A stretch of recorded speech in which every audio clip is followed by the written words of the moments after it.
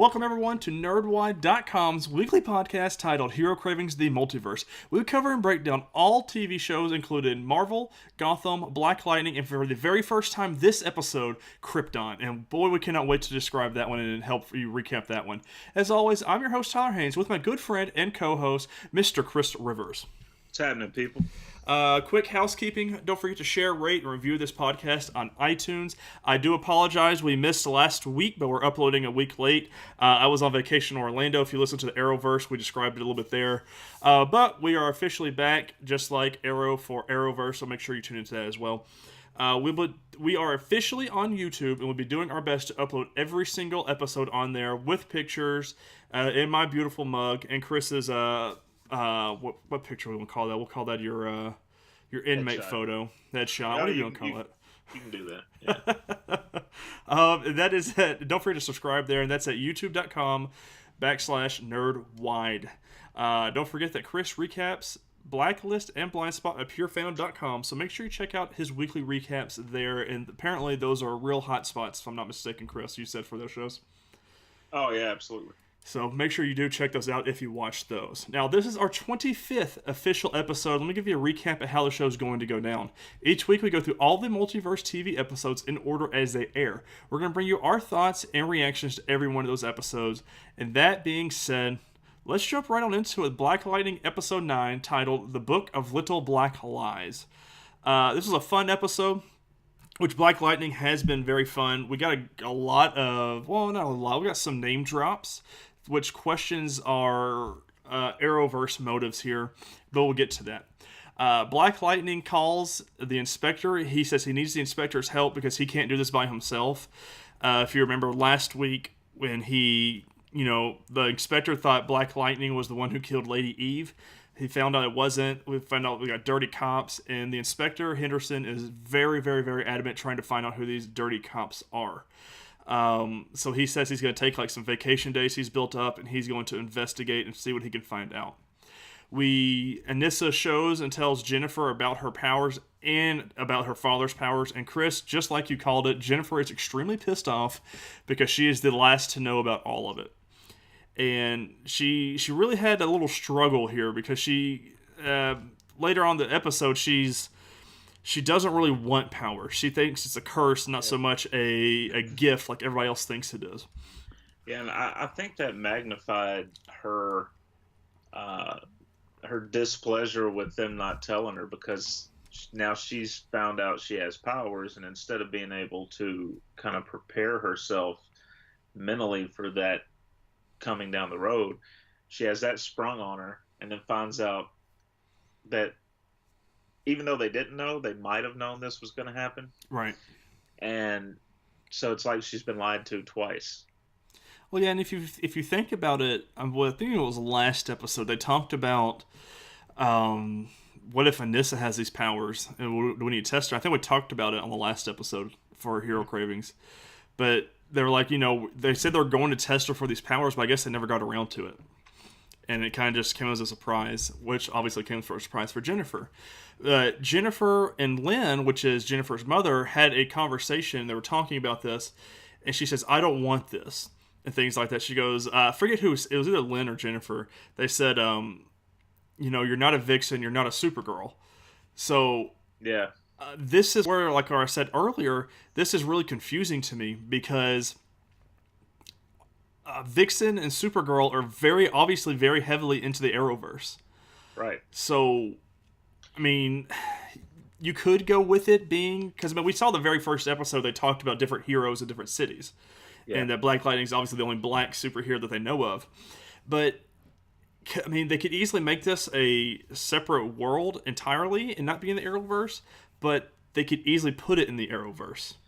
Yeah, it's really weird. I mean, I understood the Supergirl name drop because Black Lightning Freeland is part of Metropolis, right?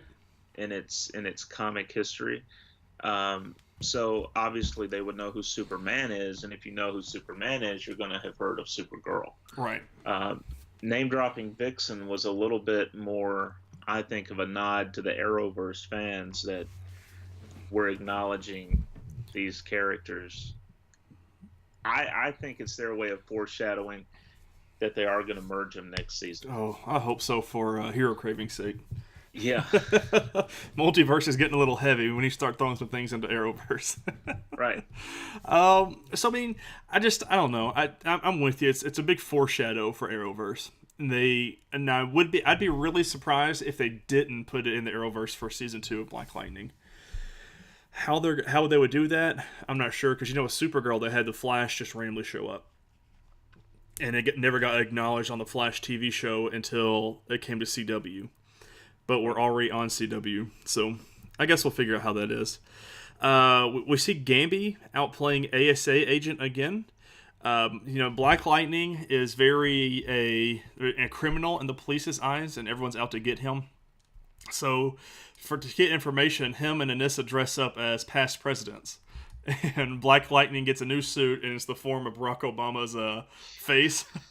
Yeah. And I thought it was funny because a little lawmaker that they went to, or whoever, he wasn't really important, but whoever they went to, he said, just to be honest, sir, I voted for you both times. Oh yeah, he calls him Barack first, Right. And she corrects him and says, "That's President Obama to you." Right.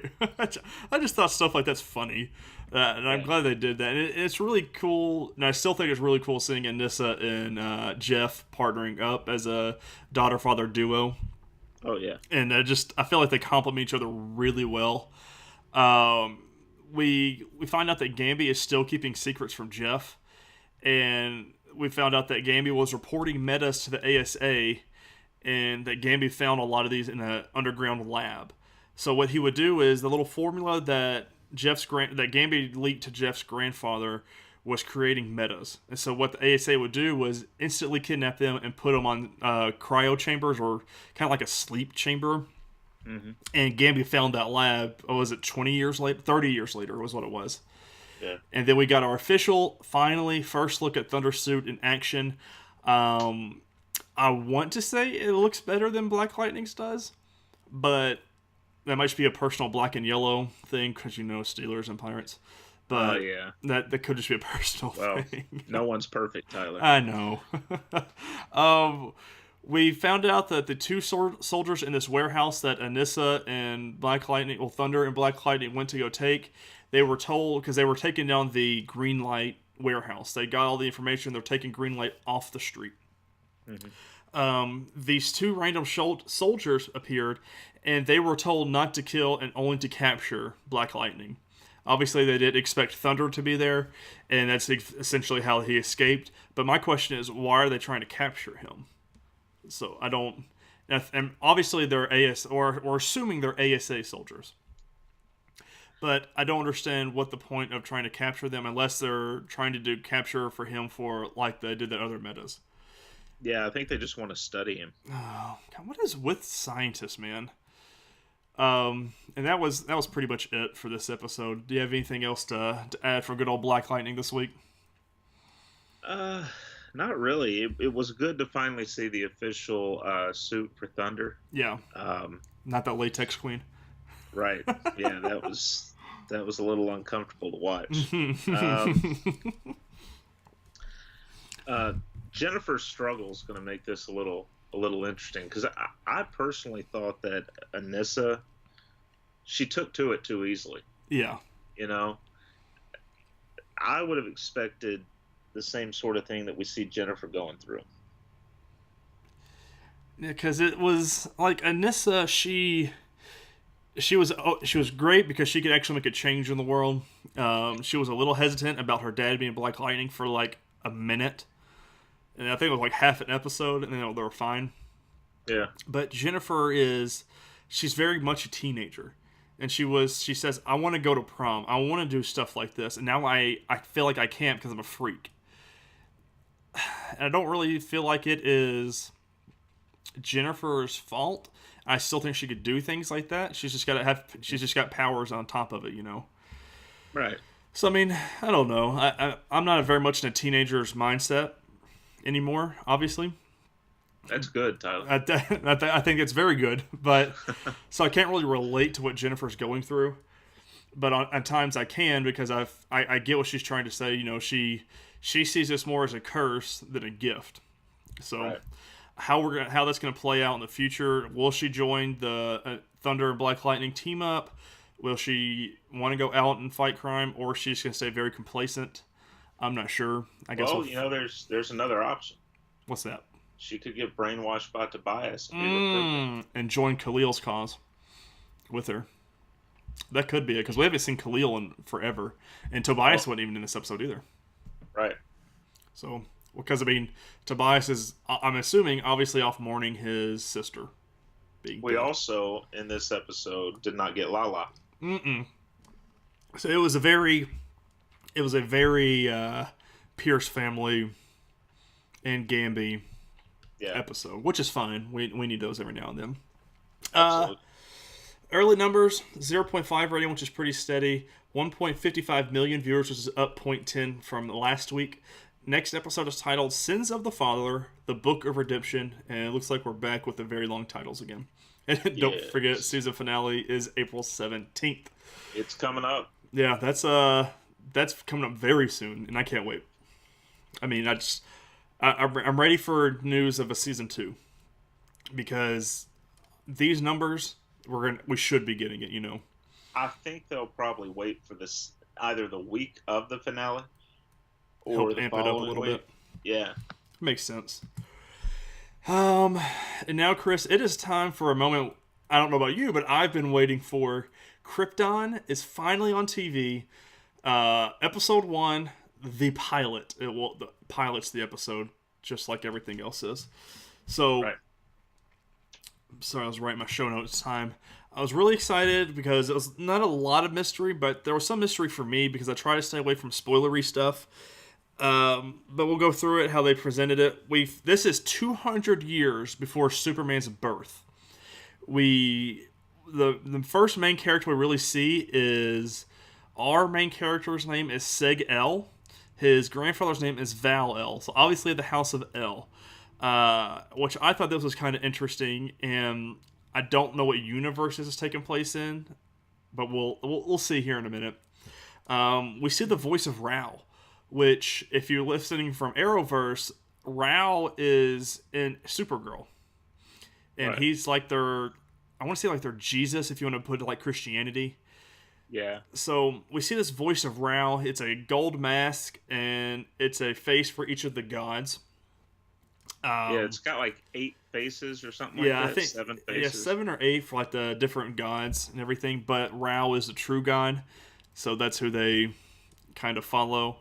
But we see Val-El get executed for trying to tell the council about there's other life forms out in the world. Out in the universe. Apparently, I don't know why. I mean, we might get into that further in the show of why that's a big no-no. But I don't know. We'll figure it out. But our main character, like I said earlier, his name is S.H.I.E.L.D. and he is age 22 as we're watching this show. So right around my age personally. Just a little bit off. But we got a mention of the last name Zod. So L is like a last name, is how I'm going to try to put this down, because they're clans, I guess, or classes is their last names. So it's kind of weird trying to describe this show because we're describing a brand new show. So just kind of bear with us. They're houses. Yeah. So I mean, it's kind of like last name. Like my house would be Haynes.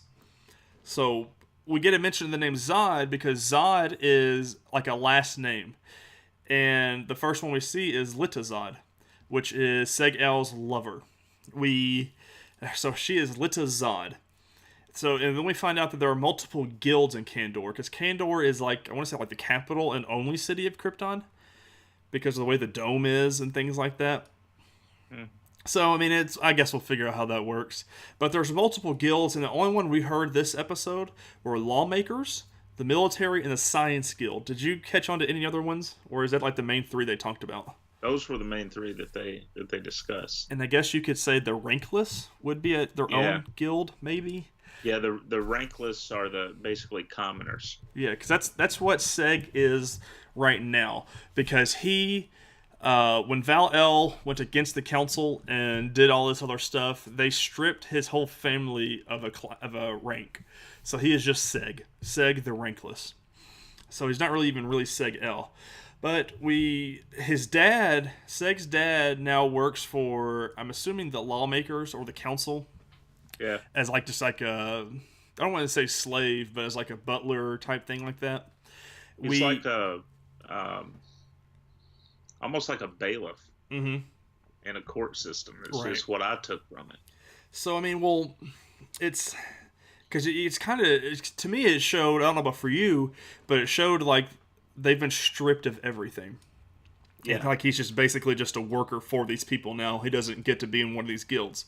Well, yeah. I mean, they've been stripped so badly of everything that to make money at the start of the episode, he's in a bar that a buddy of his owns, and they run a scam on these. On I guess they're members of the military or the guard, and he takes this beating.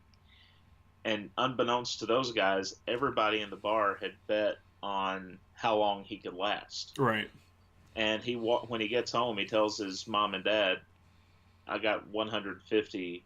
I forget what the currency name is. Yeah, but he said, "I got 150," and they got on to him, and he said, "Look, we need this money." Right. So they're at they're scraping the bottom of the barrel. Yeah. To survive. And now, I love this show. I love Superman as a person, anyways. But this episode just like really showed me how hardworking the House of El is. And I don't know if you caught on to that either. Like they're all working real hard. And how we got into this next part is Seg, his dad forgot his medicine, I believe, and his dad went off to work. So Seg was going to his work to give him the medicine. Yeah. Seg's standing in a hallway and he sees this guy with a bomb on his arm. And the guy runs into the council chamber and is about to, he said, was it Black Zero? He said, "Long live Black Zero," or he said something, like something the radicals do. I think it was "Long live Black Zero, death to the voice of Rao." Yeah, I mean it was very much something like that, right? And he tried to blow it up, but Seg noticed it first, and he stopped it. It would have killed the voice of Rao and countless others in the chamber. Obviously, Seg was just doing it for his dad because he didn't want his dad to get killed. Right.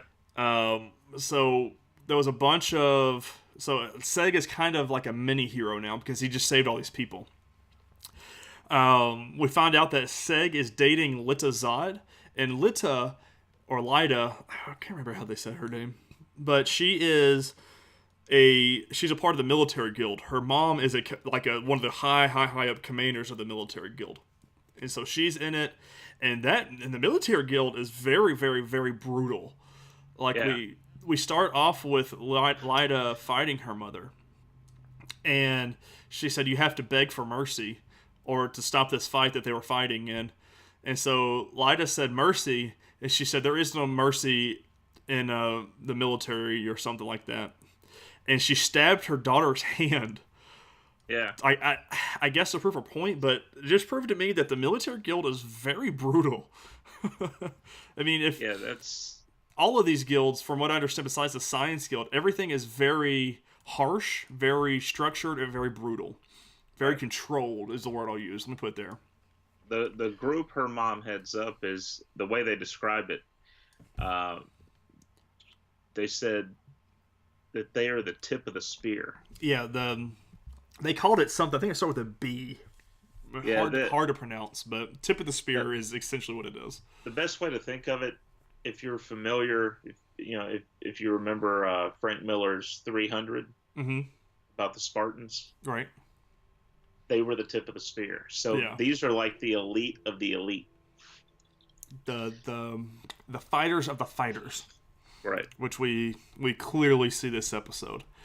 So we find out that Seg's dating Lida, but Seg gets called to the Lawmakers Guild he appears in front of the Vex family, which the Vex family was, Darren Vex is the main guy's name, who I do not like him whatsoever because he was best friends with Val-El. I'm Yeah. assuming, I think is what it was. They're best friends, and then he kind of betrayed Val-El. Mm-hmm. But I don't know. Anyways, we appear in front of him, Darren, and he says, for your deeds today, you're going to marry my daughter Nisavex, and we're going to put you in the Science Guild. You're no longer going to be rankless.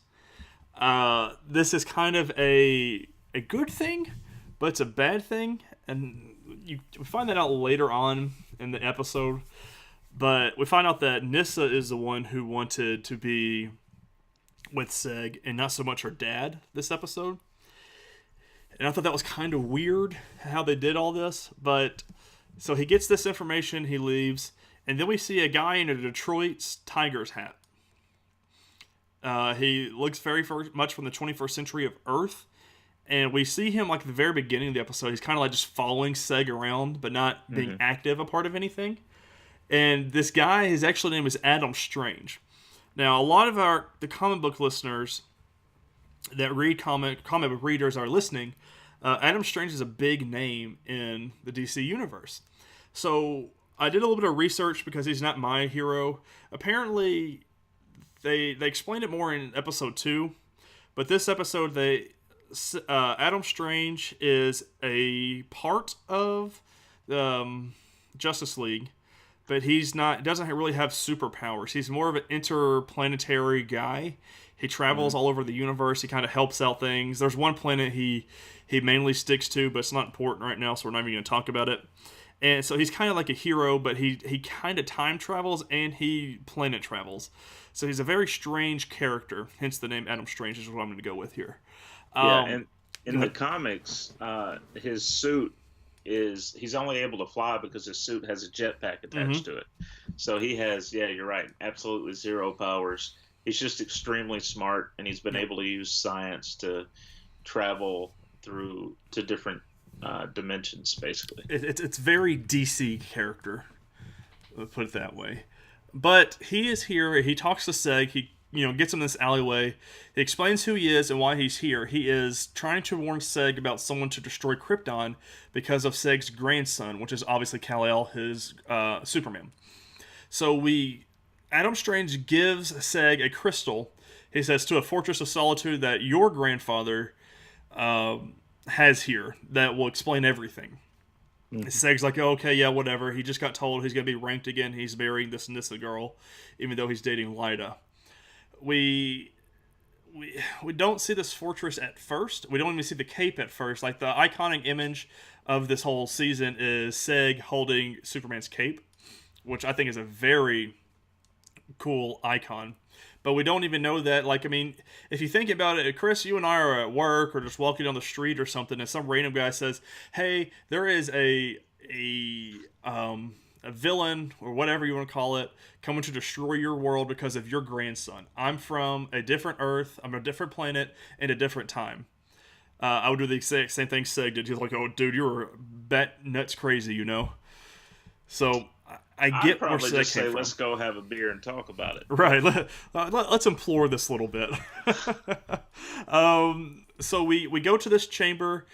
Seg... don't go to the chamber yet. He tries to figure out this crystal. He brings it to his mother and father, and they act like he's crazy. He said, ignore it.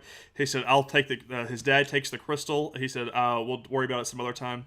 Seg's mother takes the crystal and takes Seg to this fortress of solitude because both of his mother and father knew about it.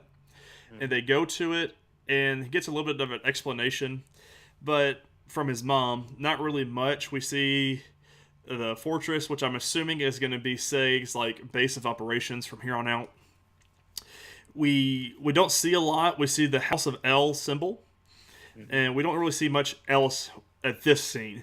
They come back. The military guild arrest his mother because they said, we tracked this thing to a certain point, and she said it was just me in the seat. They said no. The records show there were 2 people in the seats.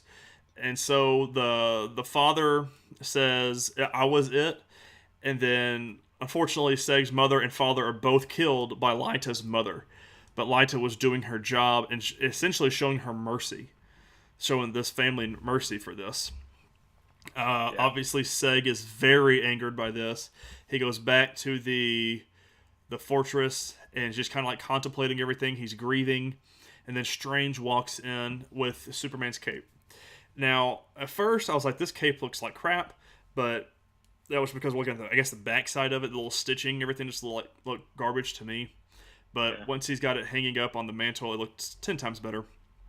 But at the end of the cape, Strange go through his little montage. He's like, oh, this is your grandson's. He, on my, in my time and on my planet, he is a symbol of hope. He is our best fighter. He is the best savior of our world. Seg is still a little baffled about this incident. But at the end of the cape, we look down, and it's kind of like deteriorating with like a little film on it. And Seg goes, what is that? And he goes, this is the hourglass. This is how much time we have before Krypton is destroyed and Superman is never born. Which is a huge deal if Superman's never born. Could you think about that? Everything would be... Who's going to save him? Batman? No. Well, but keep in mind, I mean, it affects Supergirl too, right? Because the main reason she was sent to Earth was to look out for Superman. So if Superman doesn't exist, does Supergirl come to Earth? And I wonder if we'll ever get... because obviously, what's Kal-El is Supergirl's name on Krypton. So I'm curious how far of this show we're going to go. Like, are we going to constantly stay with his grandfather? Well, the big bad is Brainiac, we find out. He is titled the Collector of Worlds, but everyone knows him as Brainiac. We just get a glimpse of him at the very end of this episode. But I'm left with questions. I know we discussed this before, I think last week, but just between you and I, but I'm curious to see how the show's going to go down. Are we going to take down Brainiac this season, and then that stops the crisis? Are we going to stop Brainiac and the cape is still deteriorating somehow? Or what are we going to do? Are we going to follow the bloodline of El? I'm just left with questions, which, I mean, I'm not going to get answers to, I don't think, anytime soon. But those are my questions at the end of this.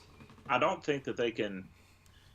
They obviously can't permanently stop Brainiac because he has to be in the future. Right.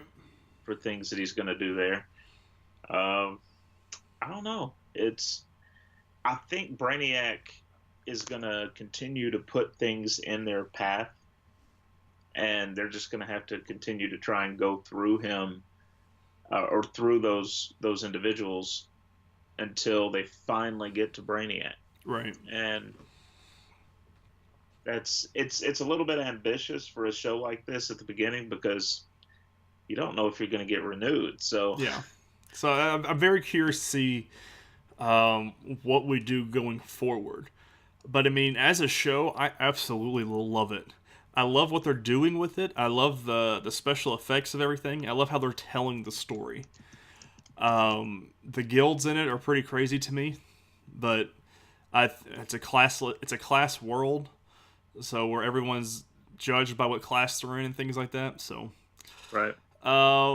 Early numbers for it: 0.4 rating and 1.32 million viewers. To me, those aren't high, but I feel like it's still good.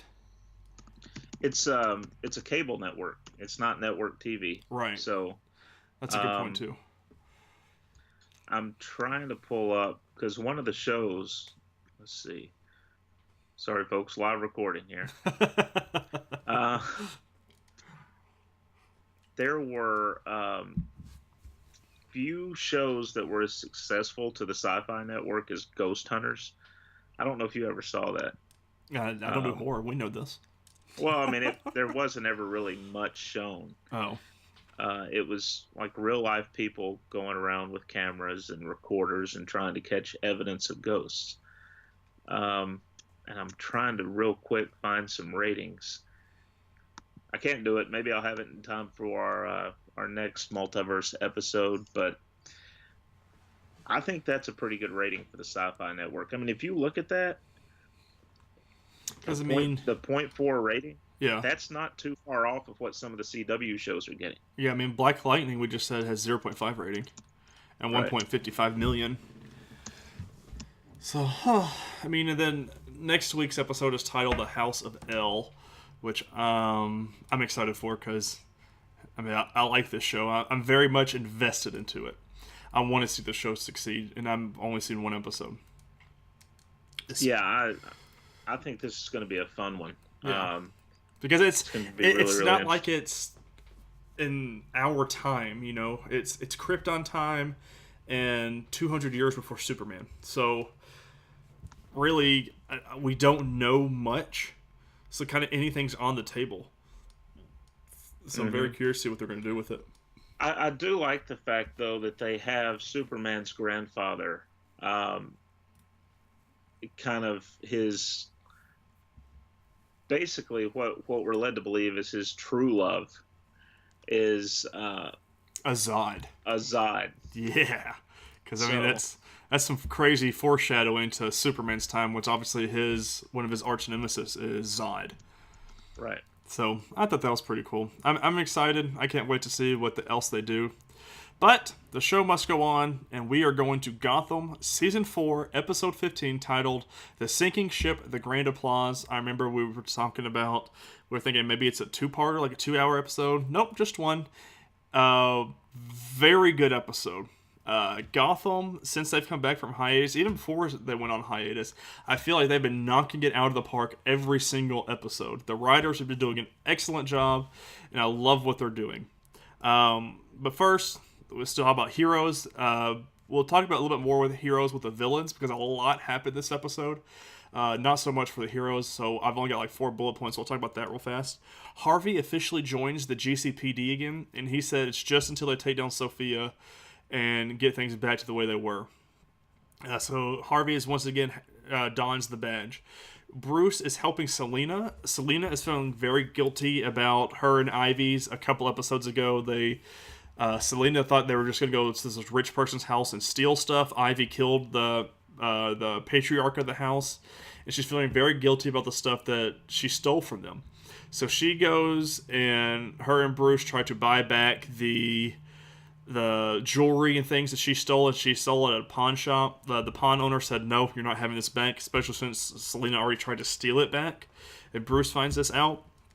But Bruce is very much trying to help Selina. He's just trying to atone for what he's done to her over the past months that we've seen with him being a D-bag. And then they have a classic Bruce and Selina fight scene. And I don't know about you, Chris, but I absolutely love Bruce and Selina's scenes like that. I feel it's like go ahead. It's so well choreographed. Yeah, that's exactly what I was about to say. It's right up there with what you typically get on Arrow with those fight scenes. And as good as this one was, there was one that I think was a tiny bit better that we'll talk about for episode 16. Okay. When we record it. So, yeah. This was, I feel like they foreshadow stuff all the time. Like, I want to say it was last week's episode, the week before that, with Selina and Ivy fighting. Very much a Catwoman and a Poison Ivy fight scene. And I feel like we got that with like a Batman and Catwoman fight scene for this one too. And I love it. And like you said, it's very well choreographed. Absolutely love it.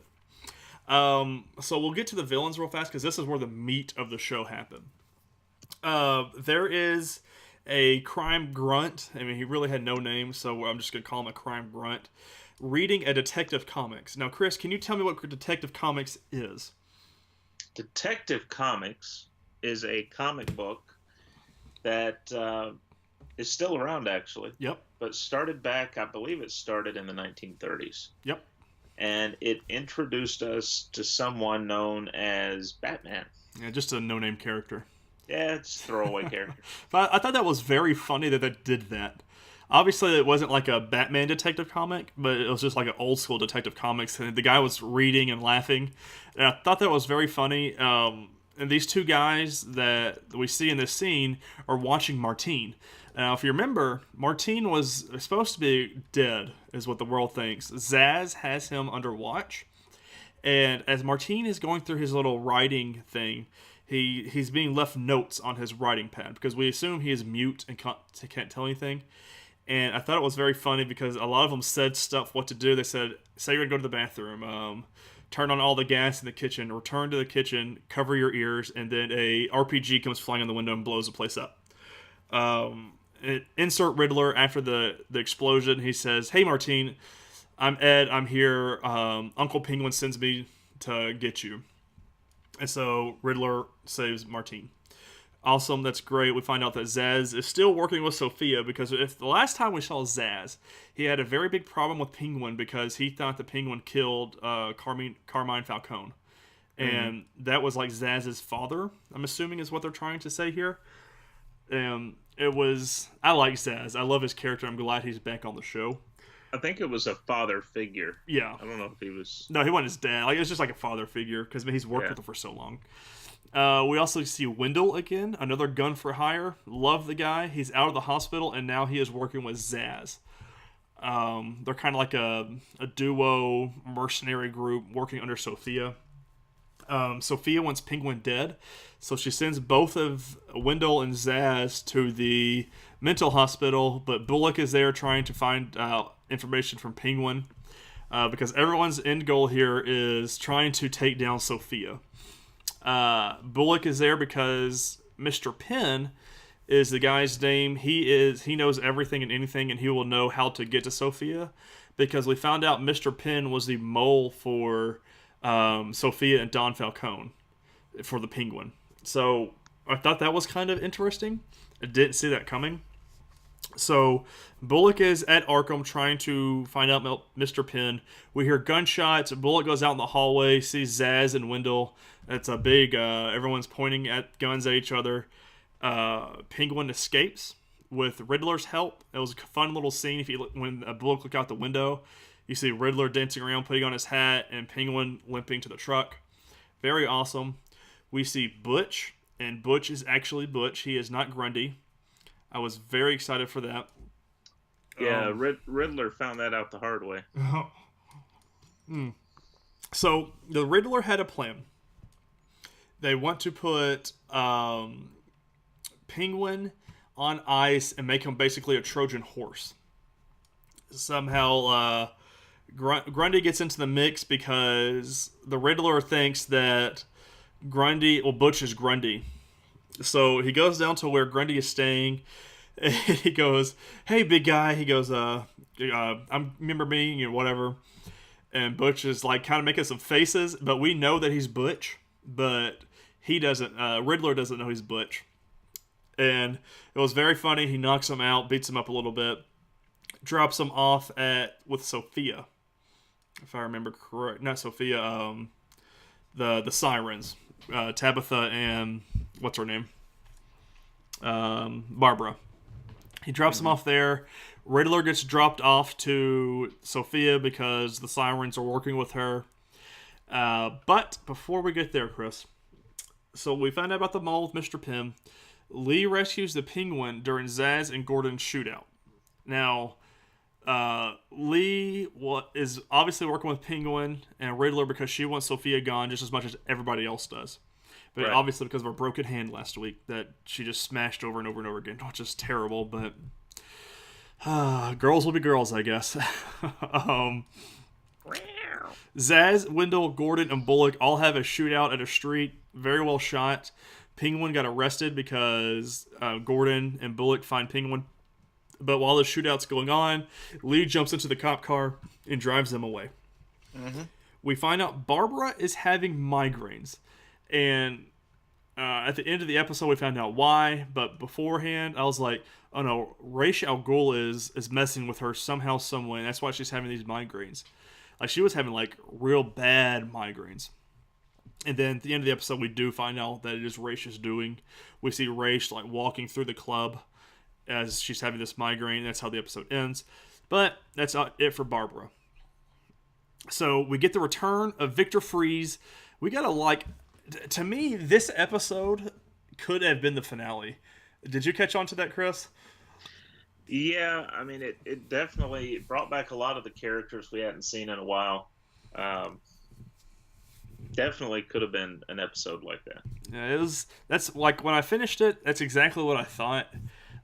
So we see Victor Freeze again. He's down in like some sort of basement. Everything's kind of cold, chilled out. He's doesn't have his suit on. They go through with the Trojan horse idea for Penguin. Penguin gets frozen, but he has a little device that Freeze gives him for to unthaw or to thaw out. Not unthaw. That would just mean freeze. Come on, Tyler. So this happens. We see the dentist again, and he is torturing the Riddler, and the dentist's like, he's not going to talk. He's not talking for me. And if you remember the dentist, he actually helped the Penguin out a while back trying to get information. I think it was from Gordon that he was being tortured. So he was torturing somebody. So we find out where Mr. Penn is. He's in this weird... Oh my gosh! I don't know, like retirement home. I think it's like some club for people with interesting fetishes. Yeah, that's the word I would use. Interesting, because he is in a room with a bunch of grown adults dressed like babies and being handed bottles. Yeah. Whatever. Weird. I don't know. Sophia finds out where he is, so does Wendell and Zaz. There's kind of a shootout over a power move over Penn. Bullet gets away with Mr. Penn, and it's Wendell and Zaz chase them. They didn't ever catch them, and Sophia is chasing Gordon. Sophia actually shoots Gordon once in the stomach before this all went down, and then as they're in this little kitchen area, she shoots him 2 more times, and get this little thing. Sophia even gives him a chance of redemption. She says, "Gordon, come back to me. We can make things work. We could do this." And Gordon's like, "Sophia, I'm not going to work for you." And Sophia gets the gun, gets ready to pull the trigger to kill him once and for all. And we hear a gunshot, and Sophia looks very surprised and shocked. She gets shot in the stomach, and then she turns around and looks at who shots her, and it's Lee Tompkins. And then Lee shoots her in the head again. I was like, yes! Revenge of the X's, man. That's exactly what this was. But we find out that Lee saved Gordon's life. Obviously, he got shot 3 times. Lee is a doctor. We find out that Sophia is not actually dead. She's in a coma. So obviously, we're going to see her again. Kind of curious to see how they're going to do that. But because she was obviously got shot like dead hit in the head, I don't see how you're in a coma for that. I wonder if, and this isn't really within the story, I wonder if, remind me again, I'm awful with some names. The actress that plays Sophia. Crystal Reed. Yeah. I wonder if Crystal Reed has another project she has to work on. And so they kind of wait her out for a couple episodes. Yeah, they needed a way to kind of, maybe even for the rest of the season, they needed a way to kind of get her out of the story without killing her off, because they have plans later for her. Right. And this was it, because it seemed like it kind of came out of nowhere. Yeah, and I mean, I feel like this is what we're kind of building up towards, but I feel like we made so much progress in one episode to the point of this. It was almost rushed. Right. And so while all of this went down, Penguin went to go save the Riddler. He either had an option to go with Lee to chase down Sophia or go save the Riddler, and he chose to save the Riddler. And they actually it was on this pier that we've had all these, like a lot of these battles between. And it was very funny hearing their conversation, because Penguin saves the Riddler and they kind of like look out at the little river or sea or whatever it is. And one of them said, "What are you thinking about?" And the Riddler goes, "I'm just thinking about how I never want to see this pier ever again in my life." And Penguin said agreed, and they walked out. I thought that was very funny.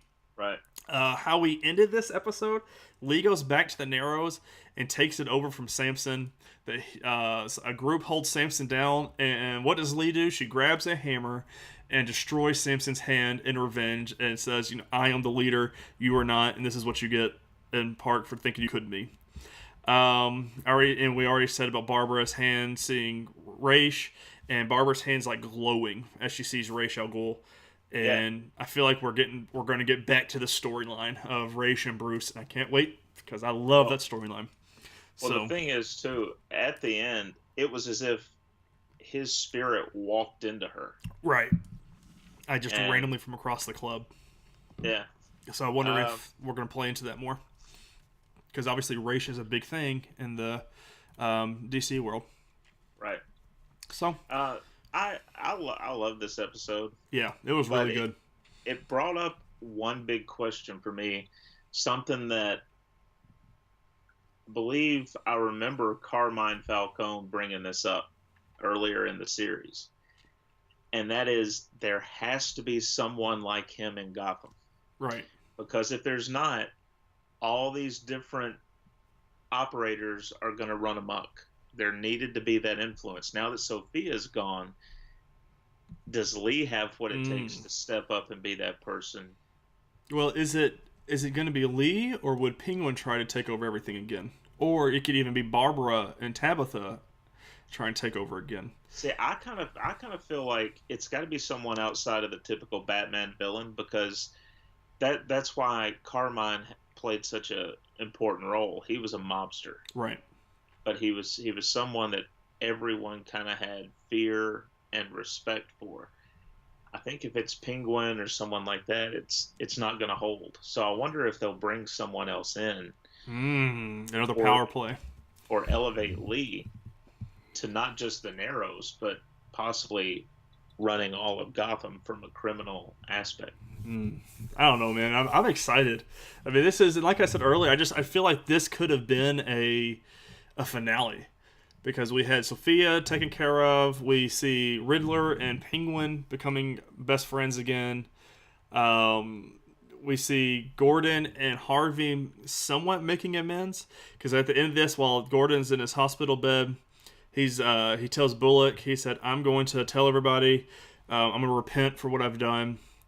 And Harvey's like, "No." He says, "You're not going to." He says, "You're going to live with this regret and this guilt for the rest of your life, like the rest of us have." He says, "You don't get the easy option out." He says, "Because you're going to live with this." And I was like, and it's just like their partnership kind of formed again in this episode. And I was really glad to see that, because I'm afraid, I think we're going to get a big death this season, and I think it's going to be Harvey. But I don't want it to be, just because of like how he's been kind of written right now, Yeah. But so I don't know. I hope it's not Harvey, but who knows, But Well, we and saw the Sophia thing- kind of dead, so I'll take it. The thing is to remember, it's Gotham, just like a lot of these shows. Nobody no stays one's dead ever, yeah, no one's ever really dead forever. Right. Carmine might be, but Yeah, he got a little messed up there. a little bit. Early numbers for this episode: 0.7 rating, which is up 0.1 from last week. 2.47 million viewers, which is down 0.08. And next week's episode is titled "One of My Three Soups." I've got nothing for a prediction on that one. I don't know about you. I hope tomato's one of them. Hey man, broccoli and cheddar from Panera is a good soup too. It is, actually, yeah. All right, next show we've got is Agents of S.H.I.E.L.D. Episode 514, The Devil Complex. We very first get a fear dimension. It's back, spurting some stuff out. We see a samurai astronaut. Didn't really understand the samurai aspect, but the astronaut was, of course, from several seasons back with Simmons when she was on the planet with Hive. It was that guy. This was a very much a Simmons fear episode, kind of, sort of. But the astronaut gets taken care of, and we find out that, Deke is a part of this meeting, and he's just kind of staring off into space, not really paying attention.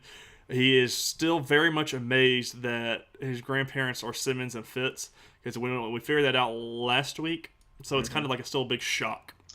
Yeah, he's almost looking at Gemma and so concerned for her. It's almost like he's worried about someone that's pregnant. You know what I mean? Yeah, I'm with you. Like he's got that loving shock to his face.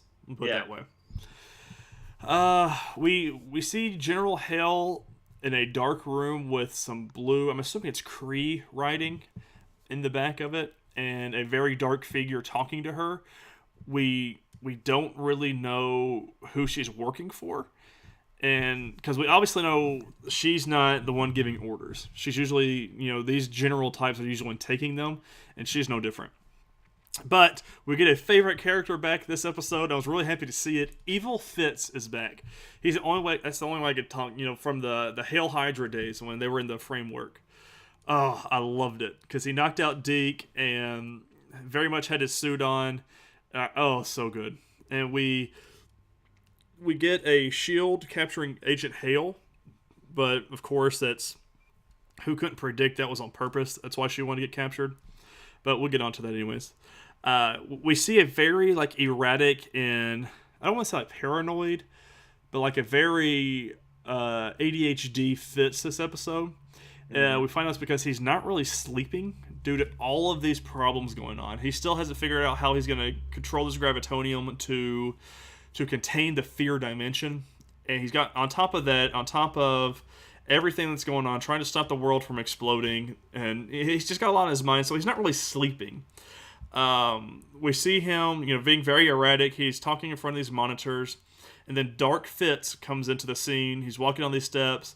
And we see Fitz and Dark Fitz having a conversation, which was very cool.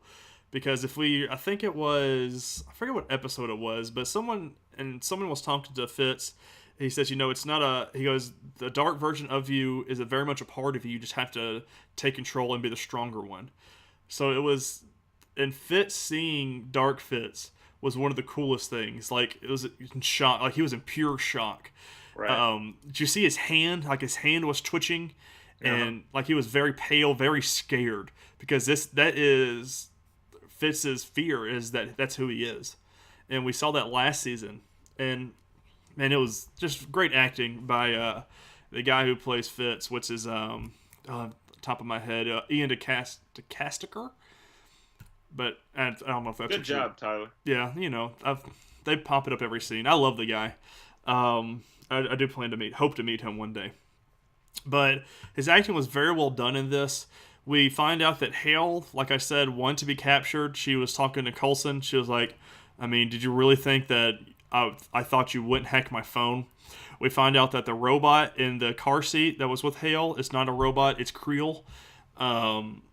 They wanted to be captured, and then what we thought was the leader of this is Anton, which from last season is an LMD who made multiple copies of himself. He's not really the one pulling the strings, but he says he is.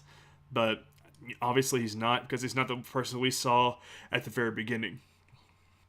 At the end of this, Coulson agrees to go with Hale.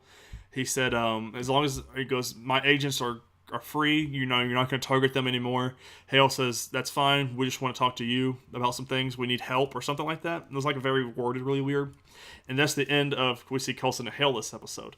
But the big thing for this was Dark Fitz kidnaps Daisy. He takes her to a room, straps her down in a halo device that keeps her brain still.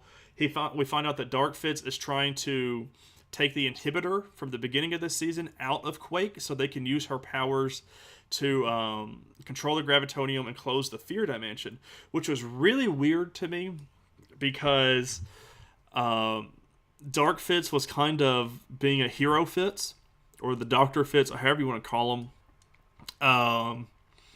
That we find out that it is not Dark Fitz, because if you think about it, as Dark Fitz is being mentioned and talked to and stuff like that, people are making weird faces.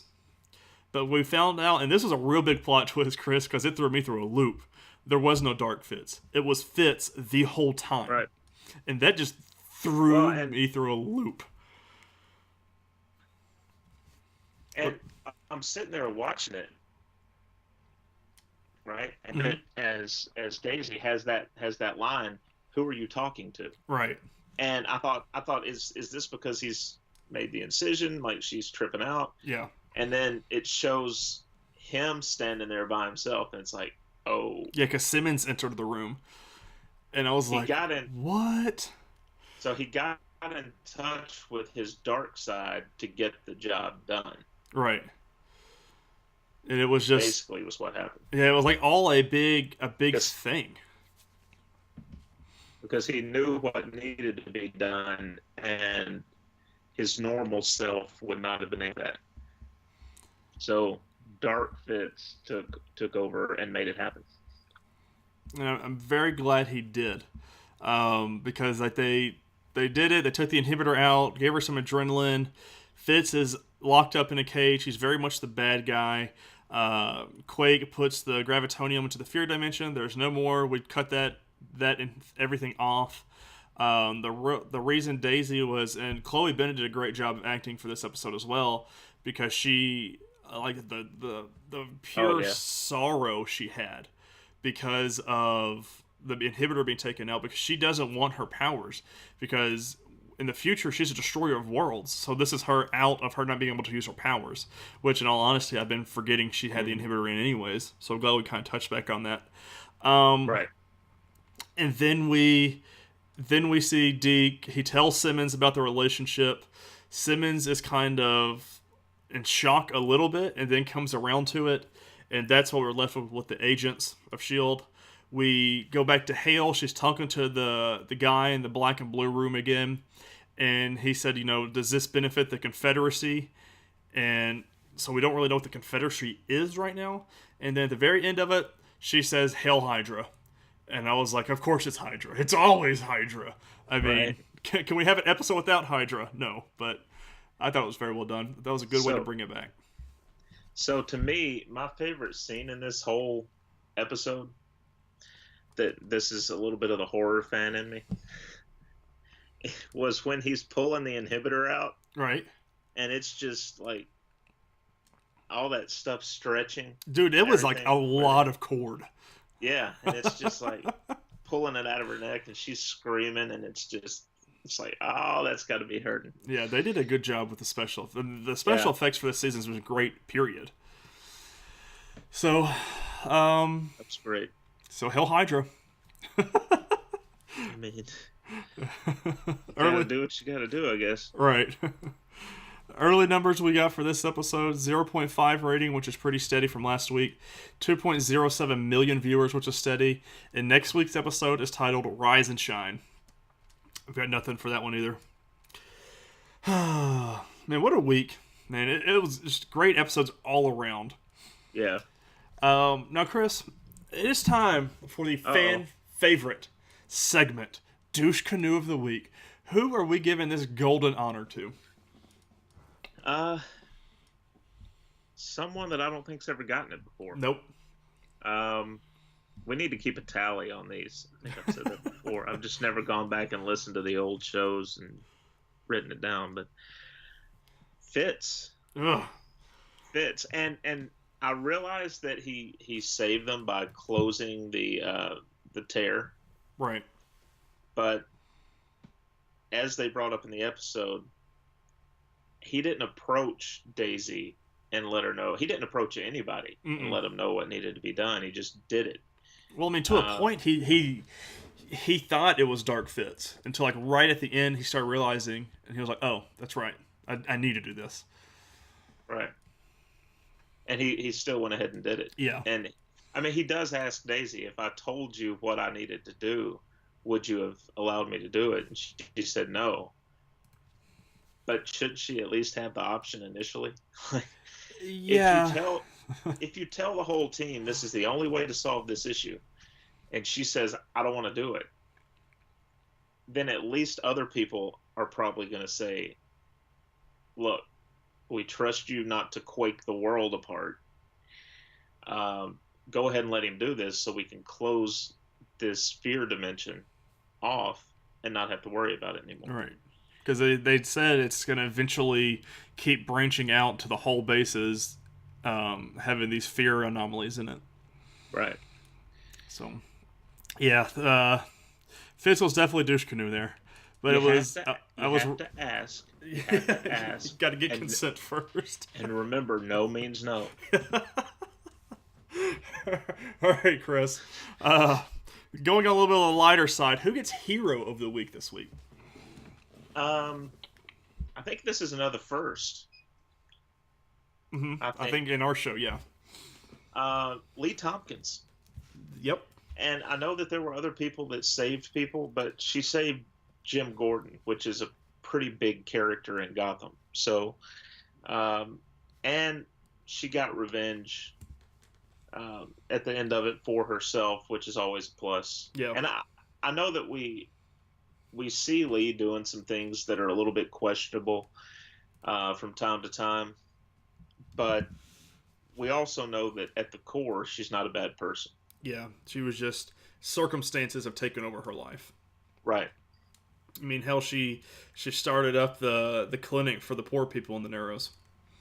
So she's not all bad. Yeah, and she wasn't charging for it either. So that was another. Good for you, Lee. Way to get Hero of the Week. Hopefully it's not your last time. All right, Chris. Favorite episode out of all 4 of these shows? There were some good ones. Yeah, I mean, I felt like they were all good. Like, all real good. I've got to go with Krypton, though.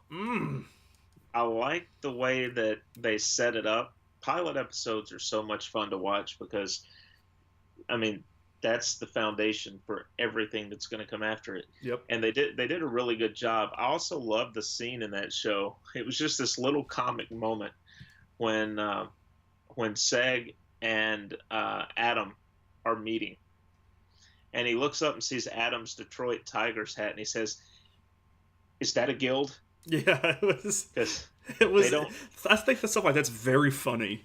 I'm glad they add that kind of humor into the show. So he said, "No, it's the Detroit Tigers." What? No, that's not important. I want to say my favorite episode this week was Gotham, but that was with Krypton as like a real close second. I felt like Gotham just nailed it this week. And it was a very, very good episode. Yeah, I mean, and S.H.I.E.L.D. after that was real great too. Like if I was going to like list them, but just Gotham just nailed it this week with the writing, the acting. But like I said, Krypton's a real close second for that one. You got anything else for this week before I close out the show? I don't think so, man. Looking forward to talking about episode 2 of Krypton. Yeah. And we are inching our way ever closer to not only season finales for shows like Black Lightning, but next week, as we record this, it'll be next week. 2 podcast episodes from now, we'll finally get to talk Legion. Yeah, and that's a very trippy show. So make sure you are coming back for that because Legion's going to be a lot of fun. And Chris, I know you're going to binge watch season 1 before we record. So yeah, that's one that I caught an episode or 2 of when it first aired, and then I just things happened. Yeah. So I've got to binge the first season and it's fun. You'll be fine. Legion's a lot of fun. So everybody, that is it for this week. Make sure you review us on all of your podcasting services, and make sure you share us around on all your favorite social media platforms. And don't forget, if you are on YouTube, don't forget to hit that thumbs up and hit that subscribe button. If you want to hit the bell on YouTube, get notifications every time we launch an episode. You can follow Nerdwide on Twitter at nerd_wide. You can follow me personally at Ty_Haynes, and you can follow Mr. Rivers at MavTN7. And if you do follow us, let us know where you come from. Let us know what show you listen to. We'll get a little bit of audience engagement going on our Twitter. As always, I'm your host, Tyler Haynes, with the man himself, Chris Rivers, and we cannot wait to share our thoughts with you next week. See you then. Bye, everyone.